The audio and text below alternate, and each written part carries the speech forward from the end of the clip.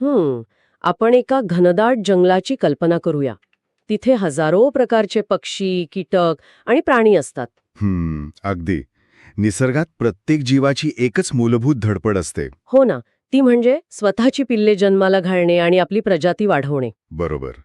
पण कसे ना, जर प्रत्येक प्राण्याने आपल्या क्षमतेनुसार अमर्याद प्रजोत्पादन केलं तर काय होईल? म्हणजे एका साध्या माशीची पिल्ले काही महिन्यातच संपूर्ण पृथ्वी व्यापून टाकू शकतील. अगदी. पण प्रत्यक्षात तसं काहीच होत नाही.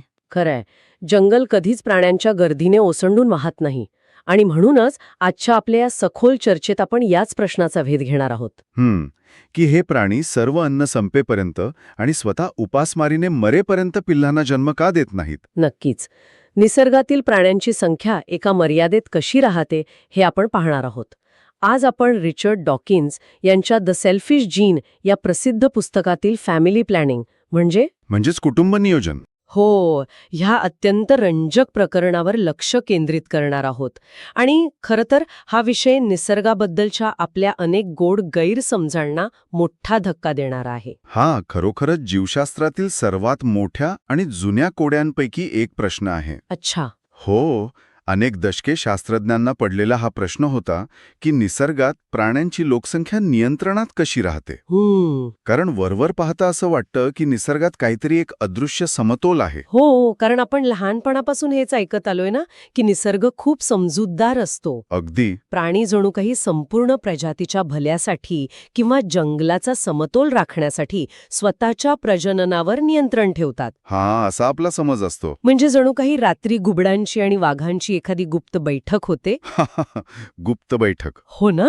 आणि ते ठरवतात की मित्रांनो, यावर्षी जंगलात पाऊस कमी आहे, फळे कमी आहेत, तेव्हा आपण सर्वांनी मिळून या हंगामात कमी पिल्लांना जन्म देऊया, जेणेकरून सर्वांना अन्न पुरेल. ऐकायला हे खूप उदात्त वाटतं.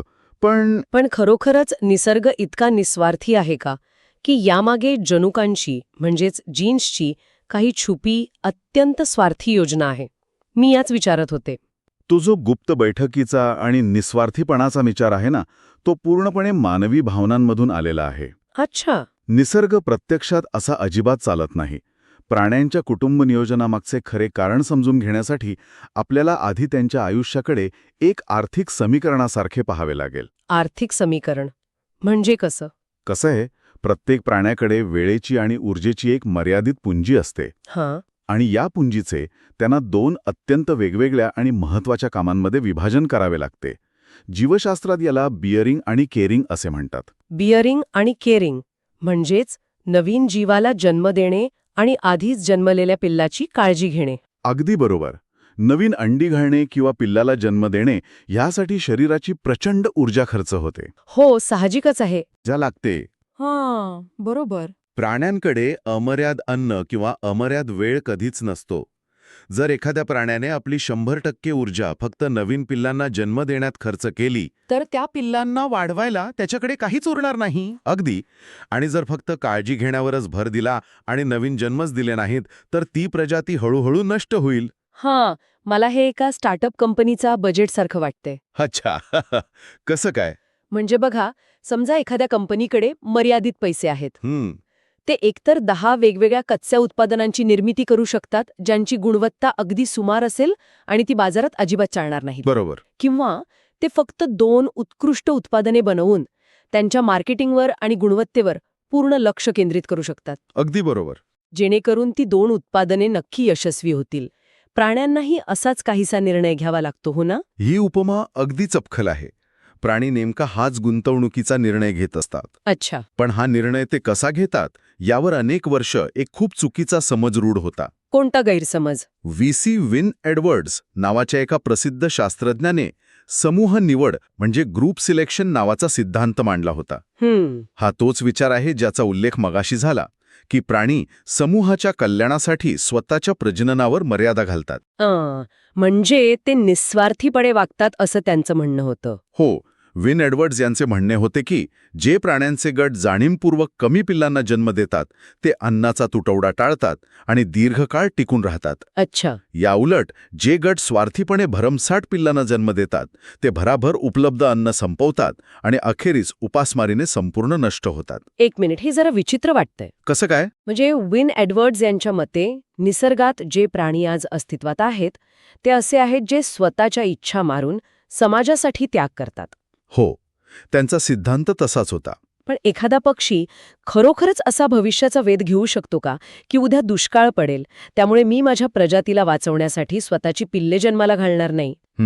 उत्क्रांतीला अशी काही दूरदृष्टी असू शकते यावर विश्वास ठेवणं खूप कठीण आहे. आणि तुमचा हा संशय अगदी रास्त आहे. हो ना. कारण उत्क्रांती कधीच भविष्याचा विचार करत नाही आणि निसर्गात कोणताही निस्वार्थी हेतू नसतो. हां, मलाही तसंच वाटलं. विन एडवर्ड्स यांचा सिद्धांत ऐकायला खूप छान वाटत होता, पण तो तांत्रिकदृष्ट्या पूर्णपणे चुकीचा होता. बापरे, मग खरा सिद्धांत काय आहे? इथेच डेव्हिड लॅक या अत्यंत कुशाग्र पक्षीशास्त्रज्ञाचा प्रवेश होतो. अच्छा. लॅक यांनी विन एडवर्ड्स यांच्या या समूहासाठी त्याग या कल्पनेला थेट आव्हान दिले हां. आणि एक पूर्णपणे नवीन, स्वार्थी पण अत्यंत तार्किक असा सिद्धांत मांडला. लॅक यांचा सिद्धांत नक्की कसा वेगळा होता? म्हणजे त्यांनी या गोष्टीचा उलगडा कसा केला? बघा, लॅक यांनी पक्ष्यांच्या क्लच साईजचा म्हणजे एका हंगामात घातल्या जाणाऱ्या अंड्यांच्या इष्टतम संख्येचा अत्यंत सखोल अभ्यास केला. त्यांच्या लक्षात आले की प्रत्येक पक्ष्याच्या प्रजातीमध्ये अंडी घालण्याची एक विशिष्ट सरासरी संख्या असते. म्हणजे काही पक्षी साधारण 2 अंडी घालतात, काही 4 तर काही 10. अगदी. लॅक यांनी स्पष्ट केले की पक्षी लोकसंख्या नियंत्रणासाठी किंवा समूहाच्या भल्यासाठी अंडी कमी अजिबात घालत नाहीत. मग ते आपला जन्मदर मर्यादित ठेवतात कारण त्यांचा एकमेव पूर्णपणे स्वार्थी हेतू असतो. कोणता हेतू? आपली स्वतःची जास्तीत जास्त पिल्ले जिवंत राहावीत, हाच तो हेतू. म्हणजेच कमी मुलांना जन्म देणे हा प्रत्यक्षात एक स्वार्थी डावपेच आहे. हो, 100% स्वार्थी. पण हे गणित कसं काम करतं?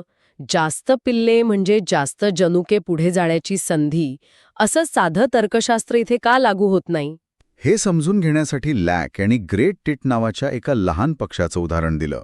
ग्रेट टिट पक्षी? हां, जंगलातील हे पक्षी एका हंगामात साधारणपणे 8 ते 9 अंडी घालतात. अच्छा. आता आपण या पक्ष्यांच्या पालकांच्या दिनक्रमाचा विचार करूया.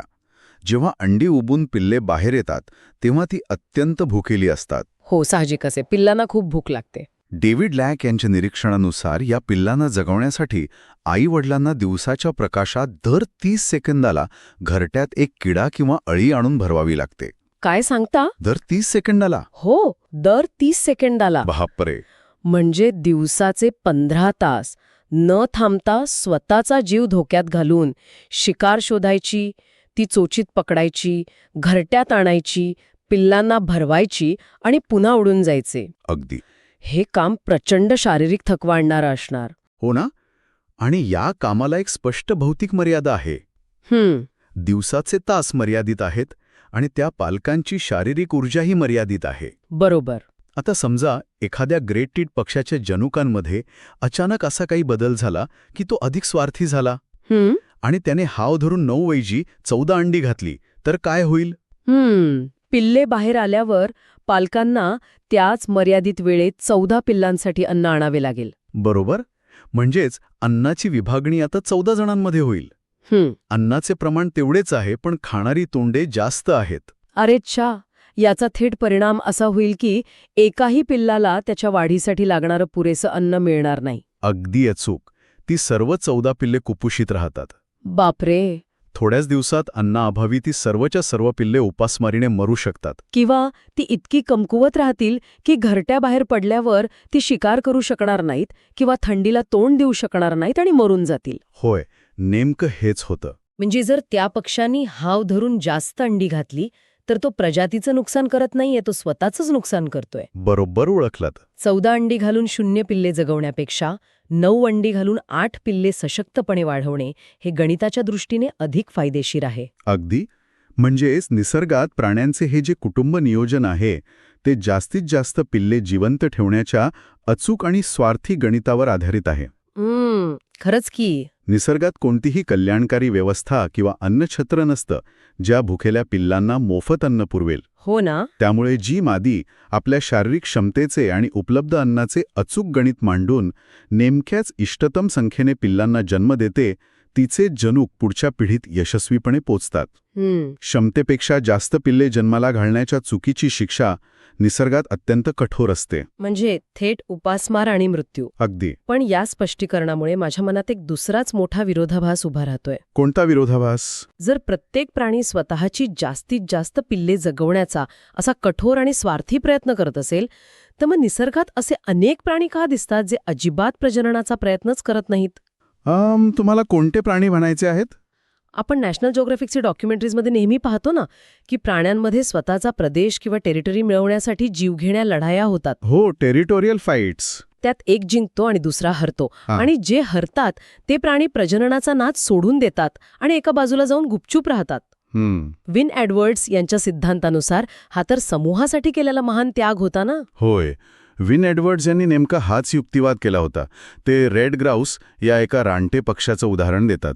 Red grouse? हो, या पक्ष्यांमध्ये ज्या नरांना आपला स्वतःचा हक्काचा प्रदेश मिळवता येत नाही ते प्रजननाचा प्रयत्न सोडून देतात. अच्छा. ती जंगलाच्या एका कोपऱ्यात जिथे अन्न कमी असते तिथे जाऊन राहतात आणि अनेकदा थंडीने किंवा उपासमारीने मरतात. बापरे. विन एडवर्ड्सच्या मते हे हरलेले पक्षी बलिदान देत असतात. समूहाची लोकसंख्या वाढून अन्नाचा तुटवडा होऊ नये म्हणून ते स्वतःचे कुटुंब वाढवण्याचा हक्क स्वेच्छेने सोडून देतात, असं ते म्हणायचे. पण हे डॉकिन्स यांच्या स्वार्थी जनुकांच्या सिद्धांतात कसं बसतं? कोणताही स्वार्थी जीन स्वतःला असं शांतपणे नष्ट का होऊ देईल? बरोबर. जर सर्व जनुके स्वार्थी आहेत तर त्या हरलेल्या पक्षाने मरेपर्यंत लढायला हवं किंवा लपून छपून प्रजननाचा प्रयत्न तरी करायला हवा. आणि इथेच रिचर्ड डॉकिन्स यांनी या वर्तनामागील कार्यप्रणाली अत्यंत सुंदरपणे उलगडून दाखवली आहे. म्हणजे काय? डॉकिन्स म्हणतात की हे हरलेले पक्षी समूहाच्या भल्यासाठी अजिबात संन्यास घेत नाहीत. मग ते असं का वागतात? त्यांच्या शरीरातील जनुके परिस्थितीचा अत्यंत थंड डोक्याने आणि स्वार्थीपणाने अंदाज घेत असतात. मला अजूनही याचा उलगडा होत नाहीये. लढाई हरल्यानंतर कोपऱ्यात जाऊन उपाशी मरणं, यात कोणता स्वार्थीपणा असू शकतो? गणिताचा विचार करा. समजा एका हरलेल्या आणि कमकुवत पक्षाने प्रबळ, बलदंड आणि आधीच प्रदेशाचा ताबा असलेल्या मालक पक्षाशी सतत लढा दिला तर काय होईल? त्या लढाईत त्याचा गंभीर जखमी होऊन मृत्यू होण्याची शक्यता खूप जास्त असते. 99% जास्त. जर तो मेला तर त्याची जनुक पुढे जाण्याची शक्यता थेट 0 होते. हो, हे तर आहे. त्यापेक्षा त्याने लढा थांबवला, उरलेली ऊर्जा वाचवली आणि जंगलाच्या कडेला जाऊन शांतपणे वाट पाहण्याचं ठरवलं तर? आहा, म्हणजे तो एक जुगारी माणसासारखी खेळी करत आहे. अगदी. थांबा आणि वाट पहा हे धोरण एखाद्या बलवान मालकासोबत रोज लढून खात्रीलायक जीव गमावण्यापेक्षा ते मालक पक्षी म्हातारा होऊन मरण्याची किंवा एखाद्या कोल्ह्याची शिकार होण्याची वाट पाहतात. अगदी अचूक उपमा दिलेत. कधीकधी अचानक आजाराने किंवा शिकारीमुळे एखादा चांगला प्रदेश रातोरात रिकामा होतो. अशा वेळी जो पक्षी जिवंत आहे, ज्याने आपली ऊर्जा वाचवून ठेवली आहे आणि जो योग्य संधीची वाट पाहत आहे, त्याला तो प्रदेश विनासायास मिळवण्याची सुवर्णसंधी मिळते. अच्छा. आणि एकदा प्रदेश मिळाला की मग त्याला प्रजनन करण्याचा पूर्ण अधिकार मिळतो. हे तर अविश्वसनीय आहे. म्हणजे ते हरल्यासारखे, शरण आल्यासारखे दाखवतात, पण प्रत्यक्षात ते फक्त एका योग्य संधीची, मालक मरण्याची वाट पाहत असतात. हो, पूर्णपणे स्वतःच्या जनुगांसाठी घेतलेला एक अत्यंत चतुर आणि स्वार्थी निर्णय आहे. प्रजातीच्या भल्यासाठी केलेला उदात्त त्याग मुळीच नाही. होय. आणि हाच नियम प्राण्यांमधील वर्चस्व श्रेणी किंवा पेकिंग ऑर्डरलाही लागू होतो. वर्चस्व श्रेणी? हो. माकडांमध्ये किंवा लांडग्यांमध्ये आपण पाहतो की दुय्यम दर्जाचे प्राणी समूहातील अल्फा प्राण्यासमोर पूर्णपणे शरणागती पत्करतात. बरोबर. ते हे यासाठी करत नाहीत की त्यांना समूहातील शांतता आणि कायदा टिकवायचा असतो. मग हे यासाठी करतात कारण सततच्या लढाईत जखमी होऊन आपला जीव गमावण्यापेक्षा अल्फा प्राण्याच्या मागे राहून उरलेलं अन्न खाऊन जिवंत राहणे जास्त फायद्याचे असते. आणि भविष्यात स्वतः अल्फा बनण्याची संधी शोधणे हे त्यांच्या वैयक्तिक जनुकांच्या जगण्याच्या दृष्टीने जास्त सुरक्षित असतं. हे सगळं ऐकताना एक गोष्ट अगदी स्पष्ट होते की प्राण्यांचे प्रत्येक पाऊल अगदी त्यांची शरणागती सुद्धा जनुकांच्या स्वार्थातूनच येते. अगदी बरोबर. पण तरीही एक गोष्ट मला खटकतीये. काय? अनेक प्रयोगांमध्ये असं दिसून आलं आहे की जेव्हा प्राण्यांची खूप गर्दी होते तेव्हा मादी प्राण्यांची प्रजनन क्षमता आपोआप कमी होते. ओव्हरक्राउडिंग. हो. उदाहरणार्थ उंदरांवरील प्रसिद्ध प्रयोगांमध्ये अन्नाची कोणतीही कमतरता नसतानाही जर उंदरांची संख्या एका विशिष्ट जागेत खूप वाढली तर मादी उंदीर कमी पिल्लांना जन्म देऊ लागतात. बरोबर. पिल्ले जगवण्याच्या सिद्धांतात दडलेले आहे. अच्छा, ते कसं? निसर्गात प्राण्यांची वाढलेली गर्दी ही एका मोठ्या धोक्याची पूर्वसूचना असते. जेव्हा एखाद्या ठिकाणी खूप गर्दी वाढते तेव्हा आज जरी भरपूर अन्न उपलब्ध असले तरी उद्या ते संपण्याची आणि मोठा दुष्काळ पडण्याची दाट शक्यता असते. पण उंदरांना किंवा पक्ष्यांना भविष्यातील दुष्काळाची जाणीव कशी होते? ते काय हवामानाचा अंदाज घेत नाहीत? त्यांना जाणीवपूर्वक काहीही समजत नसते, पण त्यांच्या शरीरातील कार्यप्रणाली तशी विकसित झालेली असते. म्हणजे शरीर आपोआप प्रतिक्रिया देतं. हो.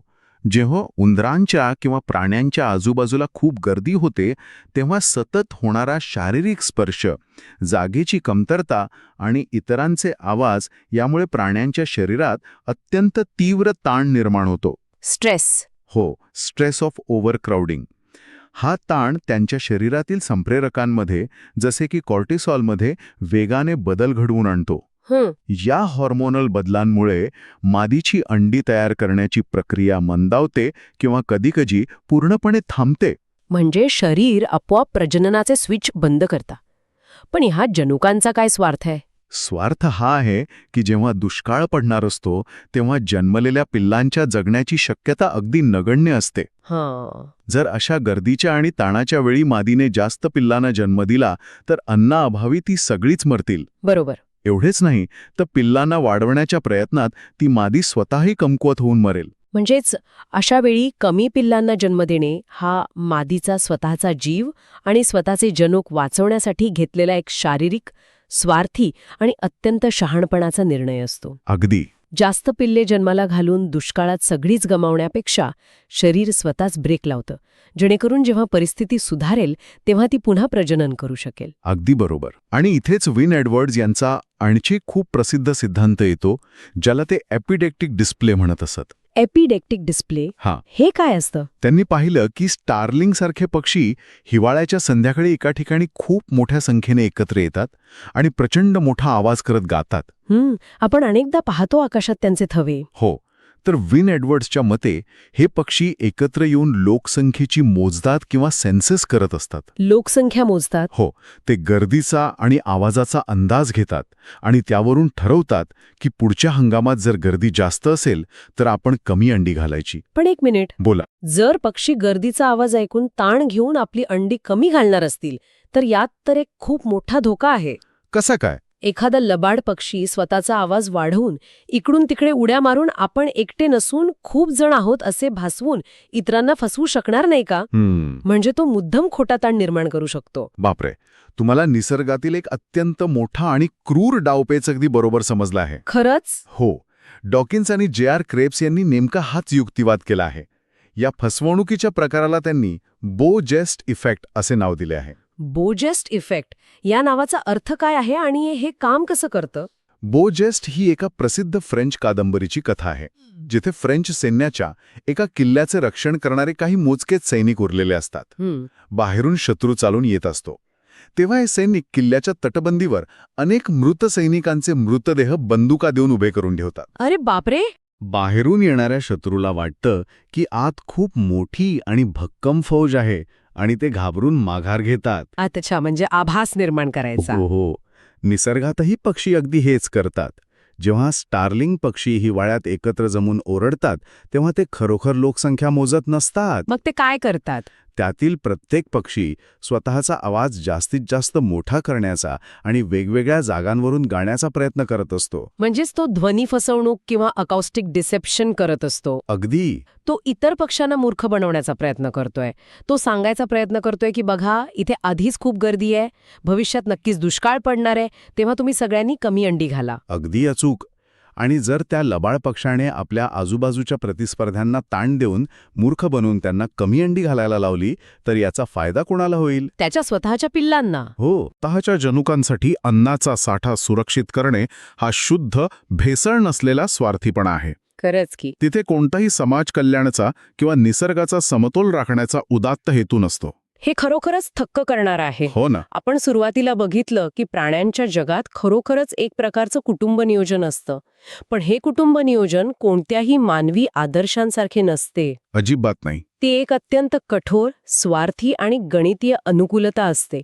या सखोल चर्चेतून आपण जी माहिती मिळवली त्यावरून निसर्गाच्या या स्वार्थी पण अत्यंत अचूक गणिताची आपल्याला एक नवी ओळख झाली आहे. नक्कीच. जनुकांना फक्त एकच भाषा समजते आणि ती म्हणजे टिकून राहण्याची भाषा.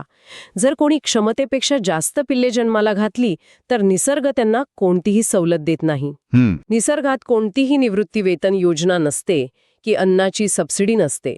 ओव्हरब्रीडिंगची थेट शिक्षा म्हणजे उपासमार आणि मृत्यू. हो, निसर्ग खूप निर्दयी आहे. पण जाता जाता आपण एका अशा प्राण्यावर विचार करूया ज्याने निसर्गाचे हे अत्यंत कठोर गणित पूर्णपणे मोडून काढले आहे. आणि तो प्राणी म्हणजे आपण मानव. बरोबर. मानवाने कल्याणकारी राज्य किंवा वेलफेअर स्टेट निर्माण केले आहे. निसर्गात क्षमतेपेक्षा जास्त पिल्ले जन्माला घातली की ती अन्नावाचून मरतात. पण मानवी समाजात असं नसतं. नाही, आपण एकमेकांना मदत करतो. जर एखाद्याकडे स्वतःच्या मुलांचे पालनपोषण करण्याची आर्थिक क्षमता नसेल तर राज्य किंवा समाज हस्तक्षेप करतो आणि त्या मुलांना जगवण्यासाठी अन्न आणि मदत पुरवतो.